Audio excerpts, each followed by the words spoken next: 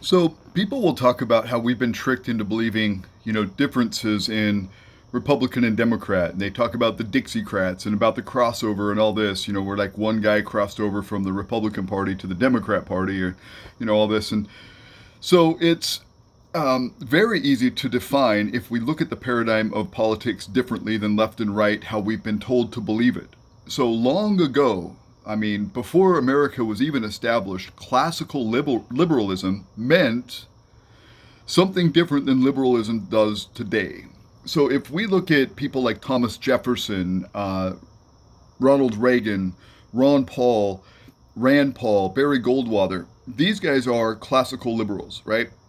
And so the definition of classical liberalism is it's a political ideology and a branch of liberalism which advocates civil liberties under the rule of law and emphasis on economic freedom. And if we look up the original definition of liberalism, it indicates freedom, to be liberal, to be free, like if you want to pour sugar in your coffee liberally, that means freely, right? Like if you want to, have a liberal amount of freedom, that means, more freedom. Liberal means, something different than it does today. Right now, like when we think of left and right, we think of right wing as being, fiscally conservative, socially liberal in most cases. Maybe 20 years ago it was, fiscally conservative and socially conservative. That paradigm has changed a little bit as well, just in the last 20 years. Where, 20, 30 years ago, you couldn't get a single Republican to vote in favor of cannabis legalization. Now most Republicans will vote in favor of cannabis legalization. But we've been tricked all these years to think that left and right mean something different than they do. On the, political scale, the paradigm that I am referring to, the right wing is totalitarian, big government, less liberty. That would define communism, Nazism, fascism, Marxism. On the left, on the far left, you've got anarchy, or less government or no government. And then in the middle, you've got a constitutional republic that takes from both sides, limited government, restrained government, constitutional liberties, inalienable rights, guaranteed rights, and that favors freedom over tyranny, right? So a constitutional republic leans more left than it does right. It does have those processes of government control of some things, such as, restraint of government. The government is to be restrained by itself through its constitutional definitions. And the Constitution favors individual liberty.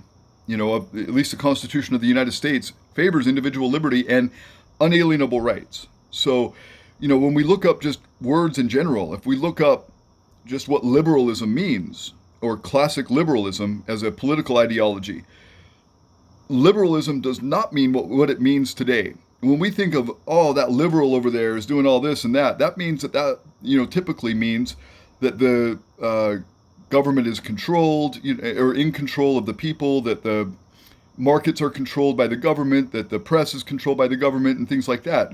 Democrats typically favor government control, and Democrats are typically referred to as liberal. But they are not liberal. They are totalitarian. They are authoritarian. They are in favor of government control. They are against gun rights. They're against, a lot of free speech. They're against, like in this COVID shutdown, they're against freedom of movement, which is guaranteed by the Fifth Amendment. They're against the freedom of assembly, which is guaranteed by the First Amendment. They're against religious rights. They always talk about the separation of church and state. Where is that in the Constitution, right? So in 1954, they created a law that, churches couldn't preach politics from the pulpit. That was only like 60 years ago that started, 66 years ago, I guess. We went hundreds of years with churches having the ability to exercise their First Amendment. The left wants them restrained, doesn't want churches to be able to preach politics from the pulpit. Fortunately, Donald Trump relieved that burden. And there's a reason why Ronald Reagan was a leftist, as we would call him these days. He was a Democrat before he was a Republican. There's a reason why Trump was a Democrat before he was a Republican. It's because we're confused. If we look at it as the left being, less government, more freedom, and the right being authoritarian and less freedom, then our paradigm changes. But when we think of left and right as a political party or political ideology, like it can change. It can mean different things. Like if you were on the right back in the 80s, you were anti-drugs, you were anti-marijuana, you were more authoritarian.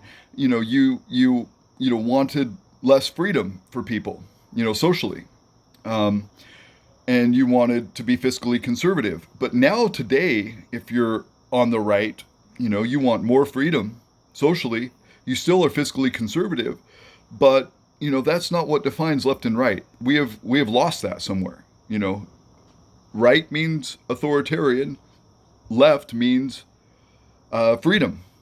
Liberalism means freedom. Just the definition of the word, not even politically. Just look up the definition of the word liberal. Liberal means freedom. Conservative means restriction, right? True? True or false? It's true. So what I'm saying is true. We just have to look at it that way because words mean something. When words change definitions so frequently, we get confused. It's easy to, lose our sense of direction if words stop meaning things that they've always meant. If we can change the definition of words so, flippantly, then yeah, everybody's going to be confused. So we have to stick with the standard definitions. Liberal always has meant freedom. It still means freedom. Conservative means restrictions and less freedom. Truly and honestly.